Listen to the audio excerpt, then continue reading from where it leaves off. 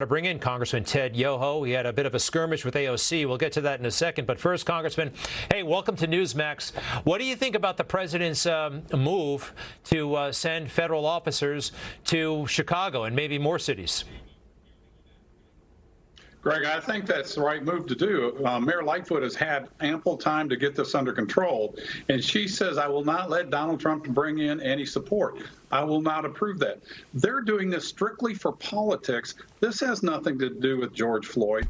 This is the left and the Antifa groups on the left that the Democrats are supporting are doing this strictly to make Donald Trump look weak, look ineffective, and it's a shame because that little boy has lost his life. That family's life has changed forever, and this is stuff that has to end. And, Donald Trump, stand up, stand strong, and I stand with you. Yeah, they're trying to make him look weak. I think the opposite is happening, and the opposite message is coming across. I think this was decisive and very, very necessary. If I were president and I saw this happening in cities, I would definitely contemplate, if not execute the same move. But that's not going to happen. So, Congressman, we got a Congresswoman up here, Alexandria Ocasio-Cortez. She's got a very thin resume, but she's a superstar lawmaker. I did about 20 minutes on her last night. Basically, the upshot, in my opinion, please, you probably don't want to agree with me, but it's because she's pretty and young. That's really what makes her a standout right now. And she leans way left. But I understand you got into some sort of argument with her in a hallway there in Congress. Anything you want to tell us about it? We had an exchange. It wasn't an argument. I asked her if it was okay if she had a moment as we were going up the Capitol steps. I was coming down from voting.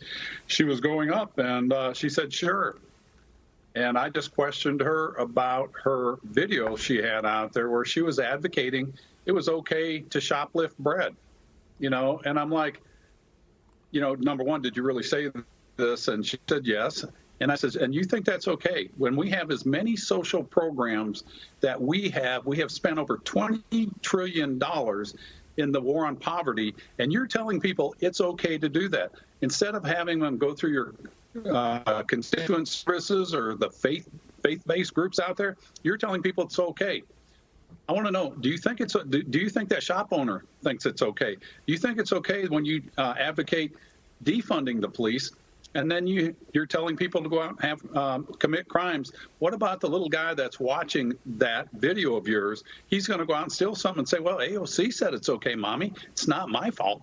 I mean, when you start promoting that, that's what you get in Chicago and in Washington State and these other cities that are out of control. It needs to end. And I called her out and said. You called her out and said, I'm sorry? You called her out and you said, says, you know what? You can't be that ignorant.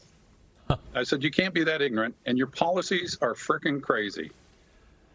Well, good for you, by the way.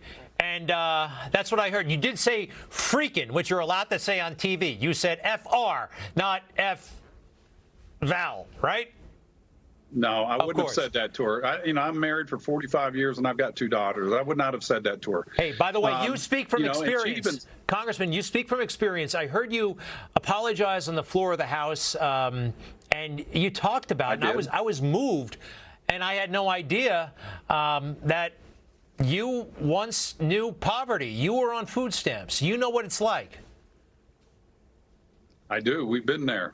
And, that's what I love this country so much, because it guarantees opportunity, equal opportunity to anybody. If you put that 4-letter word in there called work, it doesn't guarantee equal outcome.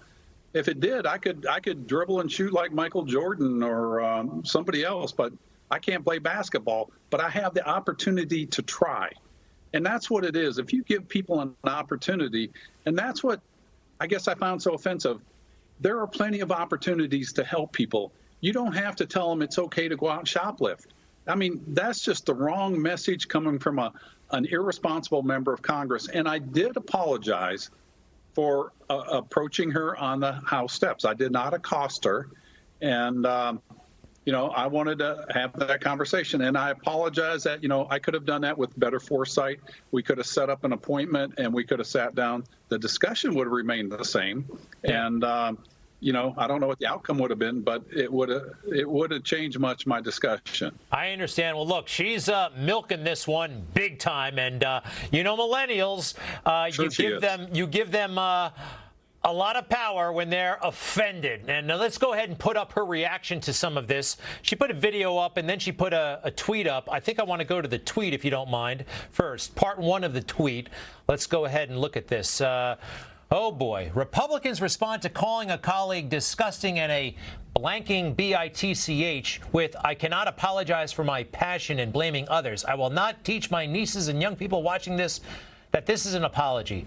Yoho is refusing responsibility. And then she goes on real quick. I got to go through this one. Does not apologize or name any action that he did. Does not accept responsibility. Lies. Distracts. Oh, boy, oh, boy, oh, boy. Doesn't even say my name.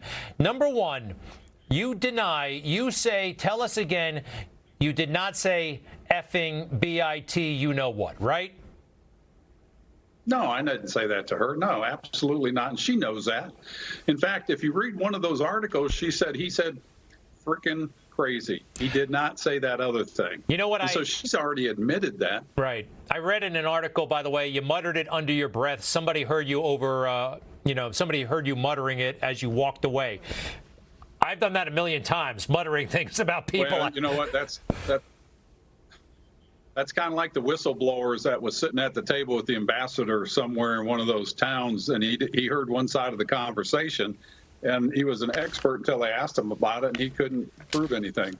So, you guys in the media have a responsibility. I appreciate the job you do when you do it right, but when you do it wrong, you need to correct it. And, we all need to be called out when we do something wrong or egregious, and I apologize for my actions. Yeah. I can't apologize for something I didn't say, and I will not do that. And, I'll apologize, or I won't make any apologies for my passion and my love for my country.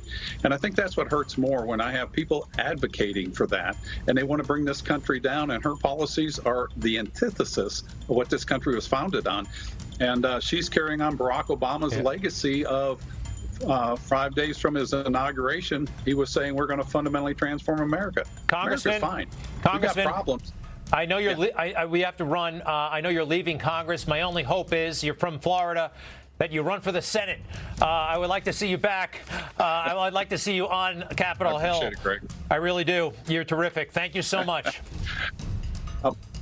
I'm going to give them a pause for a year or two. Thank you. Okay. But I think you'll be back, Congressman Yoho.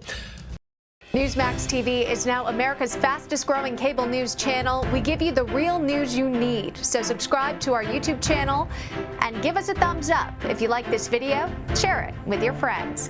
Newsmax TV streams live on YouTube for free. Newsmax TV, real news for real people.